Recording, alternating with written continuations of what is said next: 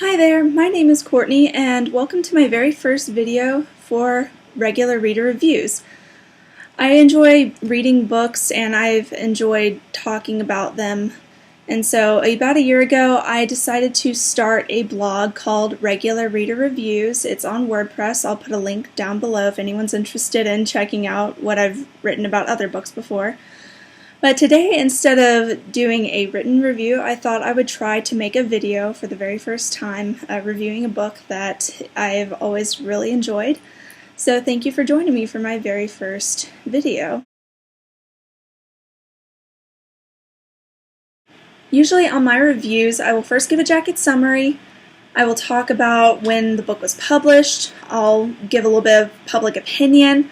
Usually I go to Amazon or Goodreads for that if there isn't any information elsewhere that I could find. Then I will give my opinions on the book. I'll give a quote at the end, usually. And then I will maybe mention what I'm currently reading, what I think of it at the time. And that's usually what I do, so I hope you like it. For my first video review, I thought I would do Mr. Darcy's Diary by Amanda Grange. I'll go ahead and read the jacket summary real quick. The only place Darcy could share his innermost feelings was in the private pages of his diary. Torn between his sense of duty to his family name and his growing passion for Elizabeth Bennet, all he can do is struggle not to fall in love. A skillful and graceful imagining of the hero's point of view in one of the most beloved and enduring love stories of all time.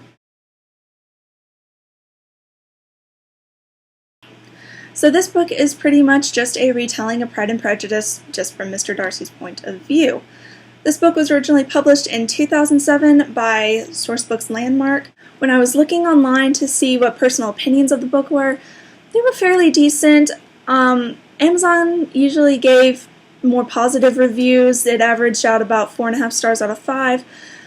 Goodreads was a little bit more critical and averaged more around 3.5 stars out of 5, but that's still not too bad. Pride and Prejudice has always been a book that I've really loved. It was probably one of the first classics that I ever really enjoyed when I was younger. And Mr. Darcy's Diary was probably the first retelling of the story that I ever read, and I like it. I do acknowledge that there are some problems with it, but we will get into that in just a moment.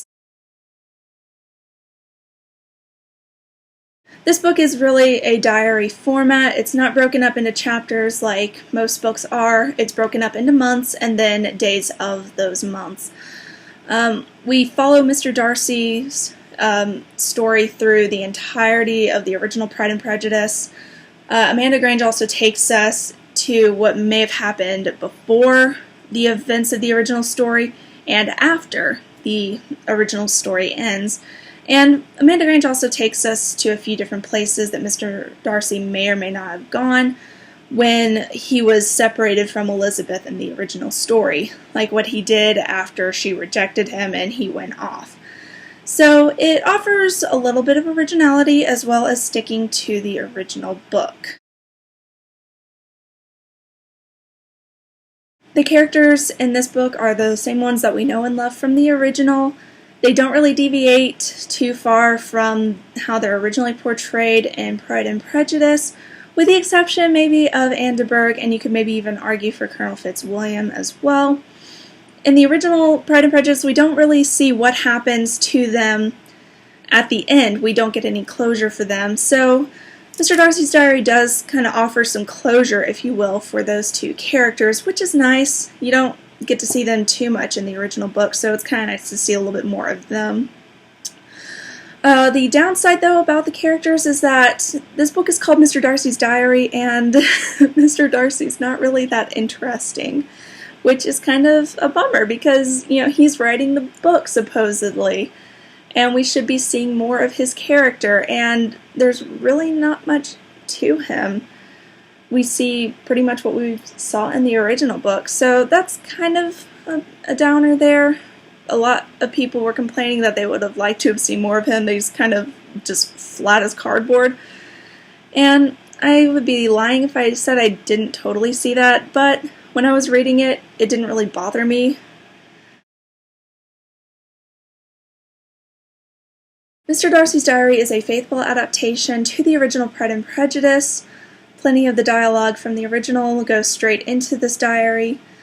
Some say, though, that it's a little bit too close to the original, to the point where you're just pretty much reading Pride and Prejudice all over again, and you're not actually getting anything unique out of this book. I would argue that, yes, this book does have plenty of the original text in it, but Amanda Grange does her best to add in her own text to give it kind of an original flavor. For example, when Mr. Darcy is writing the letter to Elizabeth after he has been shot down from his proposal, you go through and see the letter broken up into bits, and in between those bits you have what Mr. Darcy's thinking while he's writing it. Especially in the introduction, when he's trying to figure out how to address her, he goes through about 3 or 4 pages before he finds a suitable address. No, she won't like this, she won't read it if I write it this way, crumbling up the paper, throwing it on the floor. I think that's hilarious. So, yeah, it does have plenty of original stuff for Pride and Prejudice fans to enjoy, but it also has a little bit new text for us to enjoy as well. Ultimately, I think Mr. Darcy's Diary is a pretty good book. I've enjoyed this retelling of Pride and Prejudice. Anybody that's read the original classic might like this book too. I understand if you don't, but there are also many other adaptations out there if this one's not for you.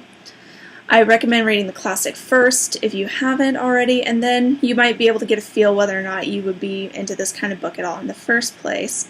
And plus, you will have read a great classic, so that's always a bonus. She is still not handsome enough to tempt a man of my worth, but she has more beauty than I at first thought.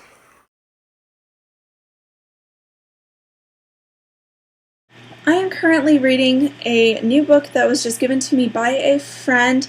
It is called Beast by Shauna Schroeder. I'm sorry, I don't know how to pronounce the last name properly, and sorry, I know that this is facing backwards. Can't help it with the camera there. But it was given to me yesterday by a friend, so I am currently putting Hunchback on hold right now. I've made it to chapter 1 of book 7 on that one so far. I decided to put that one down for just a little bit so I could read this one, and then I'll get back to Hunchback afterwards. But I am currently through 3 chapters of Beast. It's very different from anything that I've read before. It is in the Christian fantasy genre, I believe. And the closest thing I can think of that I've read to that is some of the Chronicles of Narnia. But anyways, it's also told from the perspective of a feral child, which is kind of a new one on me, but I'm enjoying it so far. And I hope that it gets even better as I continue to read it. And hopefully I'll get to do a review on that one soon as well.